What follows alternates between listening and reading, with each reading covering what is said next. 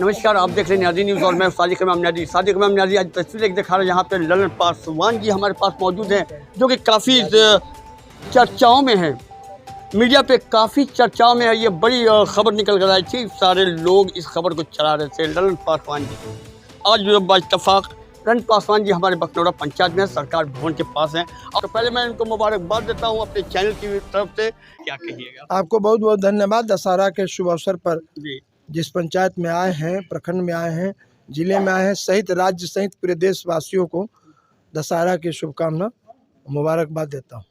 और सर एक काफ़ी चर्चा में थे, हमने आपका वीडियो देखा था सोशल मीडिया पे। सर इस्तीफा वाला मामला क्या है सर? शॉर्ट में सर। नाव डूब रही थी। नाव डूब रही थी। नाव जिस नाव पर हम लोग हैं, जी जी। वो नाव लगा कि अब एक्सीडेंट कर जाएगी। गंगा में नहीं डूबेगी, तालाब में डूब जाएगी।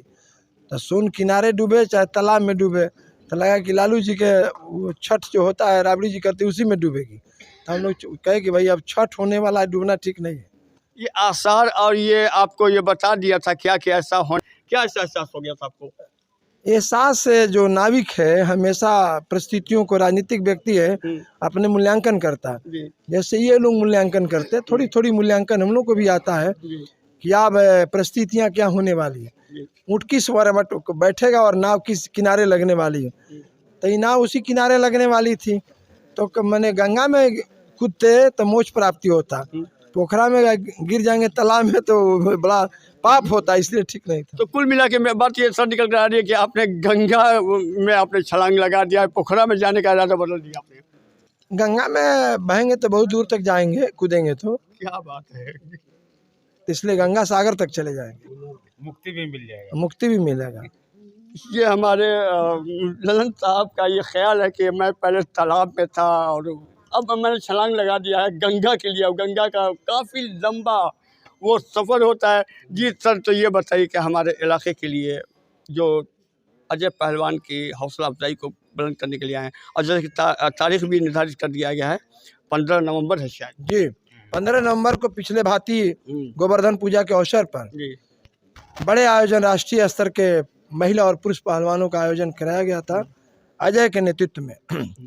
और गर्व होता है जिस मिट्टी पर मैं खड़ा हूँ, राजा हरिश्चंद्र के पुत्र रोहित की कर्म भूमि, जन्मभूमि है, जी जी और शेर शाह की भी जन्मभूमि है।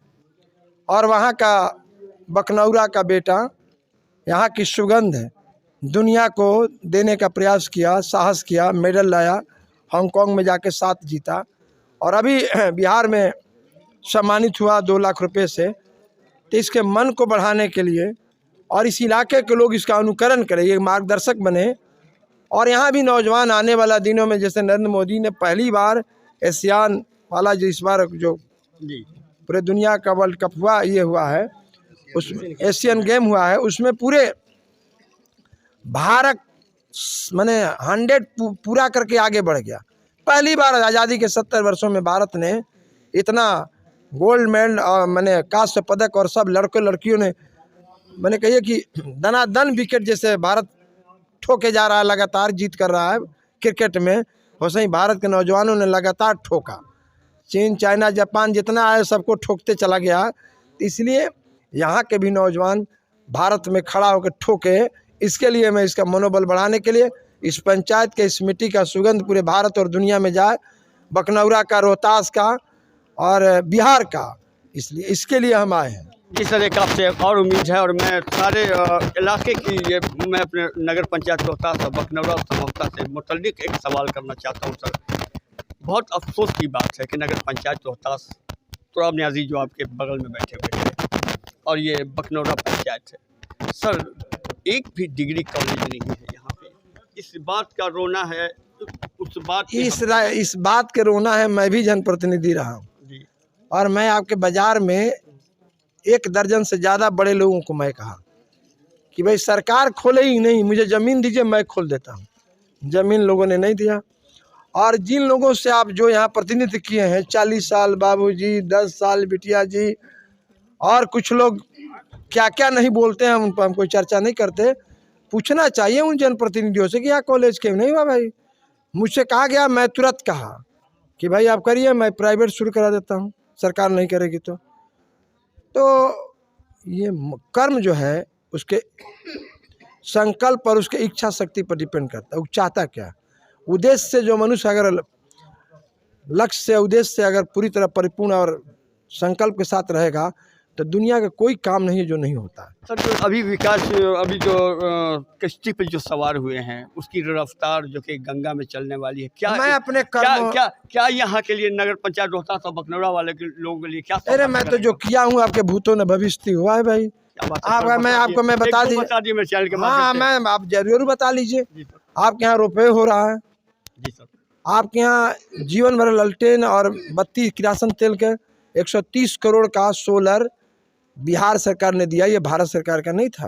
आपको मैं बता दूं, बिहार के कैबिनेट ने 240 करोड़ का किया, जिसमें 130 करोड़ यहाँ, 110 करोड़ में नवादा, मधुबनी, आपको गया जहाँ सेंचुरी था, जहाँ पहाड़ पर बिजली नहीं ले जा सकता था।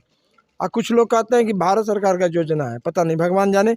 उनके ज्ञान के बुद्धि पर मुझे तरस आता, हंसी आता। यहाँ आपका अधौरा अकबरपुर, न जाने, हमको लगता है आपका भी बाल पक रहा है। मेरे दादा बाबा भी जीवन चुक गया, इस पहाड़ के लोगों ने सड़क नहीं देखा। पहली बार एलियो से मैं डलवाया था। सुशील कुमार मोदी को मैं बता दूं, उन्होंने एनओसी किया रोपवे का, उन्होंने एनओसी दिया अकबरपुर अधौरा का, और भारत सरकार का एक पार्ट था वो भी बाद में हो गया। तो अभी से अकबरपुर अधौरा सड़क बीच में 2 जिला के जोड़ने वाली सड़क प्रारंभ हो रही है, ठीक है। तो ये काम है रोहतास महोत्सव। राजा हरिश्चंद्र के पुत्र रोहित न जाने कब पैदा हुए।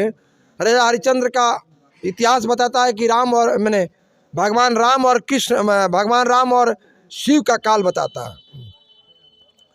और आदिवासियों का सबसे पवित्र जगह है, यहाँ कुल देवताओं को पूजने आते हैं।